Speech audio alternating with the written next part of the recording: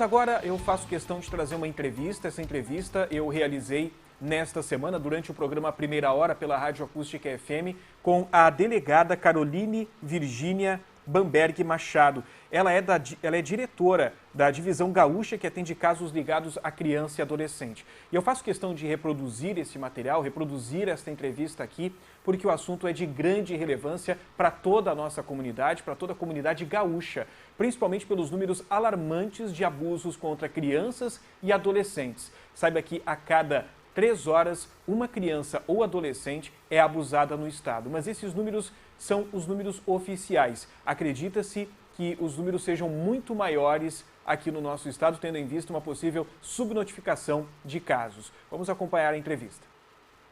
E para falar sobre esse tema e para explicar este assunto, como isso acontece no nosso estado, eu estou ao vivo neste momento com a delegada de polícia, Caroline Virgínia Bamberg Machado, ela que acompanha de perto essa situação e pode explicar para a gente isso. Delegada, seja bem-vinda ao programa, muito bom dia.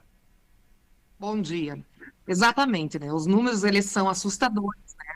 Porque, ressaltando só um pouco o que tu falaste, a cada 3 horas ocorre um estupro de vulnerável.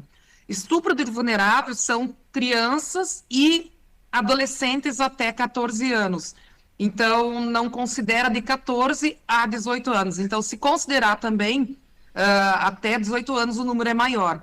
E, com certeza, esse número, porque são nossas crianças e nossos jovens que estão sendo abusados, né, diariamente, 10 casos por dia, e isso com certeza causa um espanto para a sociedade. Mas ressalto que, com base em estatísticas nacionais, estaduais, esse número de uma criança a cada 3 horas equivale a 10% apenas do que chega ao conhecimento das autoridades. Então, nós temos uma subnotificação de 90% dos casos.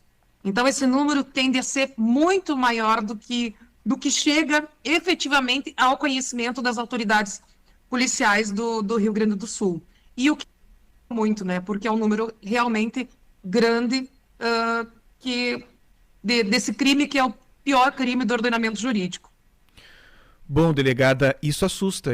Essas informações que você nos traz agora assusta e muito, mas eu acho que a nossa sociedade precisa saber dessa realidade, precisa estar atenta a todas essas questões. E quando eu digo sociedade, eu falo que cada um de nós tem um papel importante para evitar que esse tipo de situação aconteça. Quais são os principais sinais que a nossa comunidade precisa estar atento nessas crianças? E aí a gente fala num todo porque nós temos o papel do professor. O educador, muitas vezes, dentro da sala de aula, consegue perceber algumas atitudes, algumas anomalias, algumas questões que chamam a atenção para isso. Então, quais são os principais sinais apresentados por essas crianças e adolescentes para que todos nós estejamos atentos a isso? Assim, em primeiro lugar, convém, né, falar que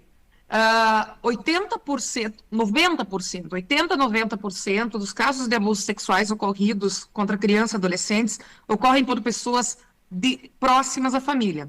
Pais, padrastos, avós, tios, pessoas conhecidíssimas que estão acima de qualquer suspeita, que são pessoas de confiança dessa vítima, né? Outra coisa importante que não dá para deixar de dizer, que quase 70% desses fatos ocorrem dentro de casa ou na escola. Então, são locais que a gente, em princípio, tende a achar que os nossos filhos e nossas estão seguras, mas não estão. Então, a gente precisa ter, com certeza, um olhar diferenciado. E um outro número, não dá para deixar de falar, e aí eu passo o link com a tua pergunta, é que 90% das vítimas não...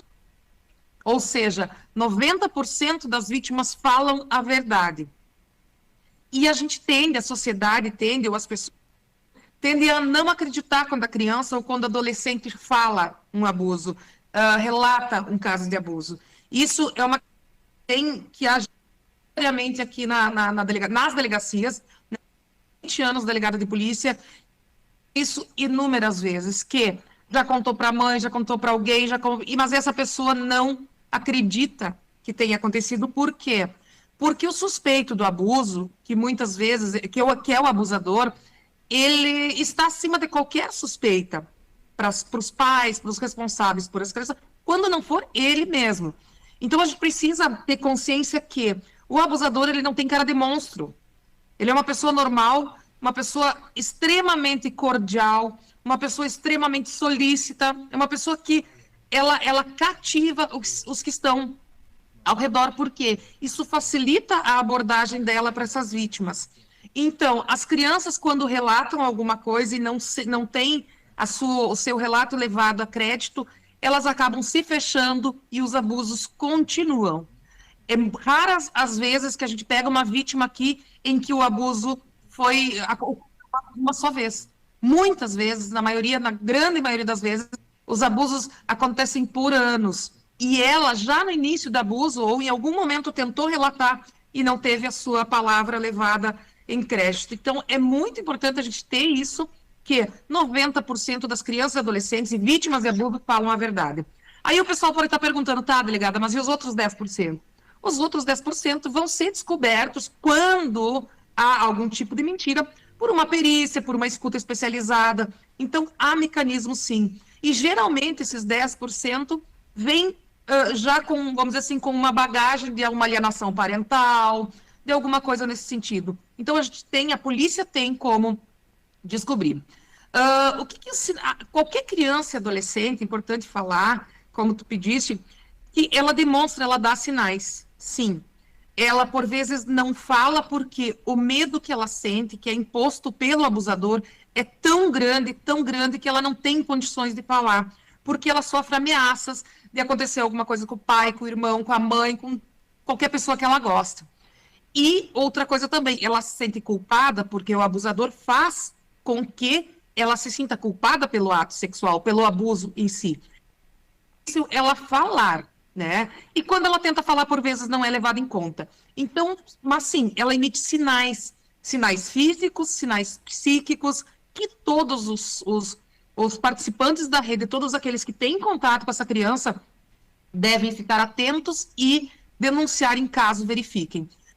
Essa comportamento fica mais triste, fica mais abatida, tem vamos dizer assim, começa a voltar a fazer xixi na cama, chupar o dedo, começa a chorar do nada. Quer dizer, ela demonstra de alguma forma. Tem a questão da automutilação, que até pouco ocorre muito, e muito com vítimas de abuso sexual. Agora os adolescentes e crianças não estão mais se automutilando nos braços, nas pernas, estão buscando automutilação dentro da boca, que não percebe, ou na virilha, ou em locais que não são visíveis.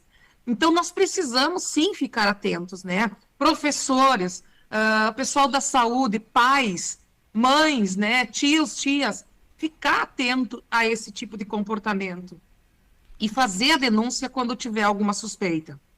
Bom, eu achei importante um dos trechos que você falou, que acho que é importante a gente destacar um pouco mais, quando você fala de que o abusador, ele não tem cara de monstro.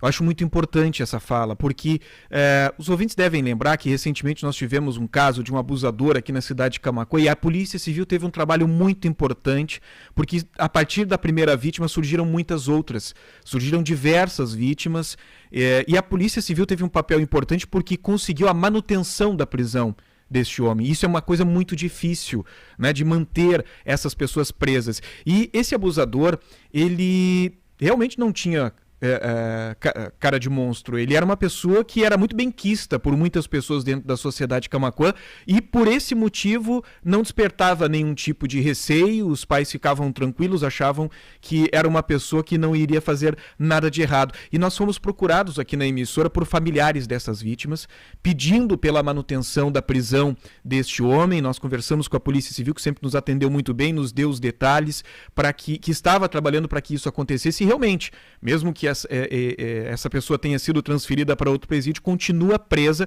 e a gente torce para que responda pelos seus crimes perante a justiça brasileira. Mas essa sua fala, né, de que o abusador ele não tem cara de monstro, ela faz com que nós estejamos atentos a todos esses sinais apresentados por essas crianças e adolescentes, que a gente escute mais os nossos filhos, os nossos afilhados, os nossos sobrinhos, enfim, a gente escute mais o que essas crianças e adolescentes têm para nos dizer e a gente não deixe escapar essas informações, que a gente averigue se realmente aquela situação, que a gente... porque muitas vezes as pessoas acabam não acreditando, desacreditando essas vítimas. Então, que a gente mude esse nosso posicionamento a partir dessas informações. Exatamente. Como eu disse, o abusador, ele vai buscar profissões, locais de trabalho, ou vai procurar fazer trabalhos sociais em locais em que ele pode se aproximar das vítimas sem levantar suspeitas, né? Porque isso faz parte do plano dele de abusar. Ele precisa estar acima de qualquer suspeita. E aí ele vai cercando essas crianças. Então ele vai ser daqui a pouco aquele tio mais querido, ele vai ser daqui a pouco aquele que é acima de qualquer suspeita mesmo, porque ninguém vai acreditar que aquele ser humano, tão bom, tão solícito, tão querido, tão atencioso, vai cometer alguma coisa. Só que, como eu volto a falar, nós devemos acreditar nas crianças, porque 90% falam as verdade sobre os abusos, e nós devemos ficar atento ao que essas crianças emitem de sinais físicos, nos seus comportamentos psicológicos. E uma coisa muito importante, que não dá para deixar de falar, que não é função da sociedade investigar os casos. A função de investigar é da Polícia Civil. Então, havendo suspeita de que alguma coisa esteja errada, é dever da comunidade, da pessoa que saiba, denunciar. E hoje em dia, nós temos vários canais de denúncia que têm o sigilo totalmente garantido para a pessoa que fez a denúncia. O Disque 100 é um canal que garante o sigilo das pessoas, do denunciante. Disque 100 é da Ouvidoria Nacional. O Disque 180 é um canal de denúncias aqui do Estado, que também garante o sigilo. Então, é importante que as pessoas... mas como é que eu vou fazer a denúncia se eu não sei? A pessoa não precisa saber, basta a denúncia. E hoje em dia, através da lei Eir Borel, nós temos um crime, que é a omissão da comunicação de algum fato, né, suspeito à autoridade policial. Isso quer dizer o quê? Que a gente precisa ter essa consciência. Isso já existe desde de 1980, desde o nascimento do ECA, tem essa obrigação de comunicar. Mas, infelizmente, as pessoas não querem ou não têm medo de denunciar. Só que tem esses mecanismos, o Disque 100, o Disque 180, que são mecanismos que visam, né, proteger o denunciante. E como disse, a função de investigar, de ver se é verdade ou não, é da polícia. Nós vamos de atrás. Se não for verdade, melhor. É o que a gente quer, que as denúncias não sejam verdadeiras. Mas se for verdade, aquele que denunciou vai estar salvando uma pessoa, uma criança, desse tipo de crime. E volto a dizer assim, olha, o pior crime que existe no ordenamento jurídico. É um crime, assim, a gente tem recebido tantas coisas, beira o absurdo, né? E a gente precisa que as pessoas tenham conhecimento que existe isso. É uma violência que, por vezes, fica debaixo do tapete, porque isso machuca. Tu saber que crianças de tenra idade são abusadas sexualmente machuca a gente.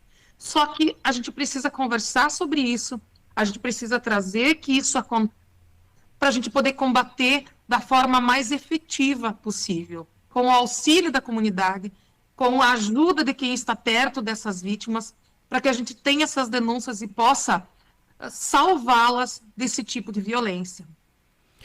Bom, delegada, queria agradecer a tua disponibilidade, conversar conosco hoje. Eu acho que a gente até pode agendar mais outras oportunidades, né, para estarmos conversando sobre esse e outros temas, né, relacionados à segurança pública. Eu achei muito interessante quando você fala sobre o papel de toda a nossa comunidade em tudo isso, porque a pessoa que tem ciência de que isso está acontecendo e não faz uma denúncia, no meu entendimento, essa pessoa é cúmplice. É cúmplice... Né? Não sei se ela responde criminalmente ou não, mas no meu entendimento ela é cúmplice por saber que algo está se passando e não tomou a iniciativa, que é buscar o apoio para aquela criança, buscar o adolescente, para que ela não passe mais por esse tipo de coisa. Bom, delegada...